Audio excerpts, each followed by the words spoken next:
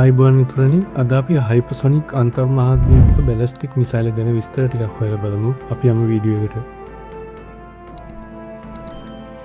මුලින්ම ඔබ කැමති නම් තවමත් අපගේ channel එක subscribe කරලා නොමැති නම් subscribe කරන්න. ඒ වගේම bell button එක click කිරීමෙන් ඔබට මෙවැනි videos upload කළ වහාම notification එකක් මගින් ඒව දැනගත හැකියි. මෙවැනි videos දිගටම බලන්න අපිත් එක්ක රැඳිලා ඉන්න කියලාත් කියන්න කැමතියි. Hypersonic Intercontinental Ballistic Missile යනු ICBM යන කෙටි නාමයෙන් හඳුන්වනු ලබන hypersonic අන්තර්මහාද්වීපික ballistic missile වේ.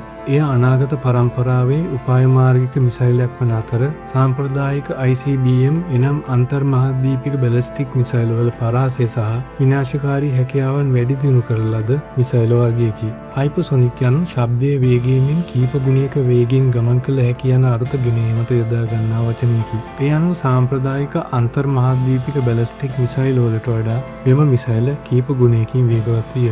එම නවීන මිසයිල් පද්ධති මිසයිල් තාක්ෂණයේ සැලකිය යුතු පින්මක් නියෝජනය කරන අතර වර්තමානයේ රටවල් කිහිපයක් විසින් භාවිත කරනු ලැබේ. මෙම හයිපර්සොනික් මිසයිල් මැක් 5ට වැඩි වේගයකින් හෝ ශබ්දයේ වේගයෙන් 5 ගුණයකටත් වඩා වැඩි වේගයකින් ගමන් කරන අතර මැක් 1ට වඩා අඩු වේගයෙන් ගමන් කරන මිසයිල් සබ්සොනික් ලෙසත් මැක් 1ට වඩා වැඩි වේගයකින් ගමන් කරන මිසයිල් සුපර්සොනික් ලෙසත් හඳුන්වා දිය හැකියි. හයිපර්සොනික් ආයුධ වර්ග කිහිපයක් දැකිය හැකි අතර ඒවා හයිපර්සොනික් ග්ලයිඩ් රථ එනම් HGV සහ හයිපර්සොනික් ක්‍රූස් මිසයිල් ලෙස ඒවා හඳුන්වා දිය හැකියි. සාම්ප්‍රදායික බැලිස්ටික් මිසයිල් අධිධ්වනික වේගයක් ලබා ගත හැකි නමුත් එලිප්සාකාර මාර්ගයක ගමන් කිරීම නිසා සාමාන්‍යයෙන් හයිපර්සොනික් මිසයිල් ලෙස වර්ගීකරණය නොකෙරේ. හයිපර්සොනික් මිසයිල් බොහෝ විට ගමන් කරනුයේ පොළොවට සාපේක්ෂවයි. සිල්වර් වෝගල් යනු හයිපර්සොනික් කවියක් සඳහා වූ ප්‍රථම නිර්මාණය වන අතර එය වර්ෂ 1930 ගණන්වල ජර්මන් විද්‍යාඥයන් විසින් නිපදවන ලද නමුත් එය කිසිදා භාවිතයට ගෙන නොතිබිණි.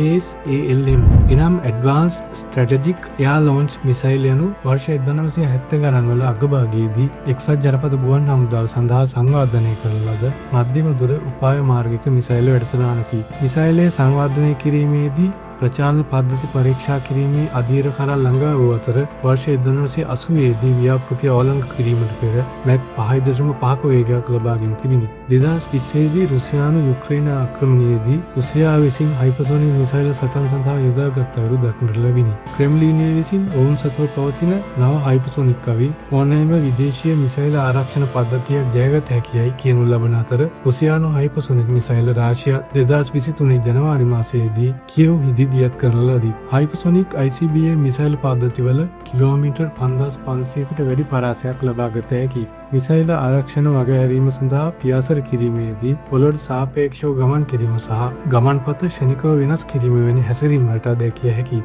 මෙම මිසයිල් පද්ධතිවල අධීර තුනක් දැකිය හැකි වේ. ඒවා boost phase, mid course glide phase සහ ටර්මිනල් ෆේස් ලෙස ඒවා හඳුන්වා දිය හැකි වේ. බූස්ට් ෆේස් එනම් බූස්ට් අධීරයේදී මිසයිලයේ රොකට් බූස්ටරයක් භාවිතයෙන් සම්ප්‍රදායික ලෙස ලොන්ච් සිස්ටම් භාවිතයෙන් ගුවනට යොමු කිරීම සිදුවේ. මිඩ් කෝස් ග්ලයිඩ් අධීරයේදී අධිධ්වනි වේගයෙන් මිසයිලයේ ගමන ආරම්භ කරයි. එය පෙර සඳහන් කළ පරිදි පොළොවට සාපේක්ෂව ගමන් කිරීම සිදුවේ. ටර්මිනල් ෆේස් එසේත් නොමැතිනම් පර්යන්ත අධීරයේදී ඉලක්ක ගත ස්ථානයට පතිත වීම සිදුවේ. හයිපර්සොනික් ICBM පද්ධති සංවර්ධනය වෙමින් පවතින රටවල් ලෙස රුසියාව, චීනය, ඇමරිකා එක්සත් ජනපදය සහ ඉරානය වැනි රටවල් හඳුන්වා දිය හැකියි. රුසියාව විසින් 2019 දී ඇවන්ගාඩ් මිසයිල් යොදාගෙන ඇත. ඒවා මැක් 20කට වඩා වැඩි වේගයකින් යුතු වන අතර න්‍යෂ්ටික හෝ සාම්ප්‍රදායික යුද ශීර්ෂ ප්‍රවාහනය සඳහා හැකියාව ඇත. චීනය විසින් හයිපර්සොනික් ග්ලයිඩ් රථ භාවිතයෙන් යෙදවිය හැකි DF-17 සහ DF-41 මිසයිල් භාවිතා කරයි.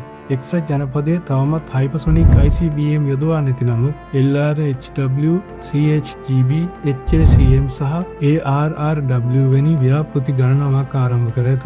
ලෝකයට රහසක් වන මෙම ව්‍යාපෘති මගින් මේ වෙන විට හයිපර්සොනික් මිසයිල් සේවය යොදවා තිබෙන්නටද ඉඩ ඇත. තවද ඉන්දියාව, ඉරානය, ජපානය ආදී රටවල්ද හයිපර්සොනික් පර්යේෂණ වැඩසටහන් පවත්වාගෙන යනු ලබන අතර බොහෝ දුරට කෙටිදුර ක්‍රූස් මිසයිල් හෝ පර්යේෂණාත්මක ග්ලයිඩර් කෙරෙහි අවධානය යොමු කරයි. උපාය මාර්ගික වශයෙන් මෙම මිසයිල වඩා බලවත් මෙන්ම වාසිදායක වන නමුත් මැක් 10ට වඩා වැඩි වේගයකින් ගමන් කිරීමේදී ඇතිවන උෂ්ණත්වය ඉහළ යාමේ අවදානම, මාර්ගෝපදේශ පද්ධතිවල සංකීර්ණත්වය, ඉහළ පිරිවැයක් දැරිය යුතු වීම වැනි කරුණු මේවා භාවිතා කරන රටවල් මුහුණ දෙන ප්‍රධාන ගැටලු වේ.